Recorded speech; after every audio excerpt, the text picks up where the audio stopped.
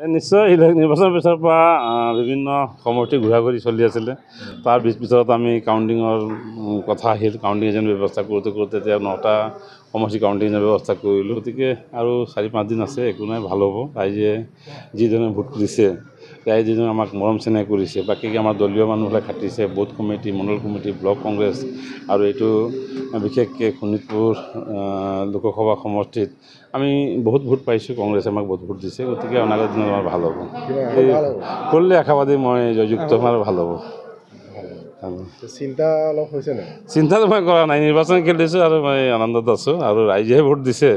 ৰাইজৰ যিখিনি আমি ৰাইজৰ মাজত লৈ গৈছিলোঁ, বিজেপি যিখিনি এই 10 বছৰীয়া শাসনকালত বিজেপি যিখিনি কথা ৰাইজৰ মাজত যিখিনি কথা কৈছিলে, তেওঁলোকে আজিলৈকে পূৰণ নকৰিলে। এই কথাখিনি ৰাইজৰ মাজত আমি লৈ গ'লোঁ। তেওঁলোকৰ মূল্যবৃদ্ধি হওক বা চাকৰি বাকৰিৰ ক্ষেত্ৰতে হওক, বিভিন্ন ক্ষেত্ৰতে হওক, গোটেই কথাখিনি ৰাইজক আমি জনাইছোঁ আৰু ৰাইজে বুজি পাইছে।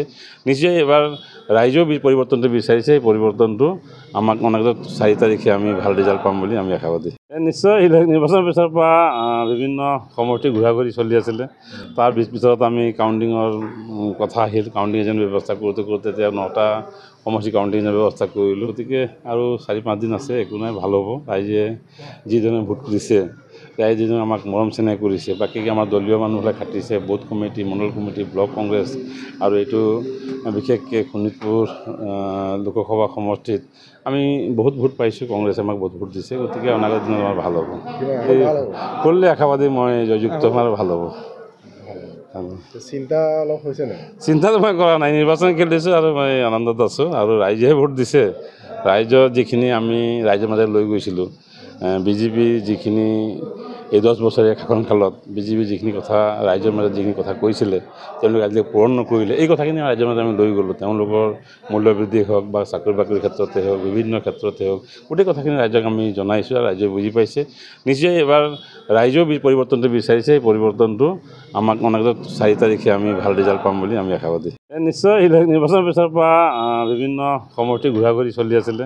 তাৰ পিছত আমি কাউণ্টিঙৰ কথা আহিল। কাউণ্টিং এজেণ্ট ব্যৱস্থা কৰোঁতে এতিয়া 9টা সমষ্টি কাউণ্টিং এজেণ্ট ব্যৱস্থা কৰিলোঁ। গতিকে আৰু 4-5 দিন আছে, একো নাই, ভাল হ'ব। ৰাইজে যিজনে ভোট দিছে, ৰাইজে আমাক মৰম চেনেহ কৰিছে, বাকী আমাৰ দলীয় মানুহবিলাক খাটিছে, বুথ কমিটি, মণ্ডল কমিটি, ব্লক কংগ্ৰেছ আৰু এইটো বিশেষকৈ শোণিতপুৰ লোকসভা সমষ্টিত আমি বহুত ভোট পাইছোঁ। কংগ্ৰেছে আমাক বহুত ভোট দিছে। গতিকে অনাগত দিনত আমাৰ ভাল হ'ব। কৰিলে আশাবাদী মই জয়যুক্ত হ'ম আৰু ভাল হ'ব। চিন্তা অলপ হৈছে নাই? চিন্তাটো মই কৰা নাই, নিৰ্বাচন খেলিছোঁ আৰু মই আনন্দত আছোঁ। আৰু ৰাইজেহে ভোট দিছে। ৰাইজৰ যিখিনি আমি ৰাইজৰ মাজত লৈ গৈছিলোঁ, বিজেপি যিখিনি এই 10 বছৰীয়া শাসনকালত বিজেপি যিখিনি কথা ৰাইজৰ মাজত যিখিনি কথা কৈছিলে, তেওঁলোকে আজিলৈকে পূৰণ নকৰিলে। এই কথাখিনি ৰাইজৰ মাজত আমি লৈ গ'লোঁ। তেওঁলোকৰ মূল্যবৃদ্ধি হওক বা চাকৰি বাকৰিৰ ক্ষেত্ৰতে হওক, বিভিন্ন ক্ষেত্ৰতে হওক, গোটেই কথাখিনি ৰাইজক আমি জনাইছোঁ আৰু ৰাইজে বুজি পাইছে। নিশ্চয় এবাৰ ৰাইজেও পৰিৱৰ্তনটো বিচাৰিছে। এই পৰিৱৰ্তনটো আমাক অনাগত 4 তাৰিখে আমি ভাল ৰিজাল্ট পাম বুলি আমি আশাবাদী।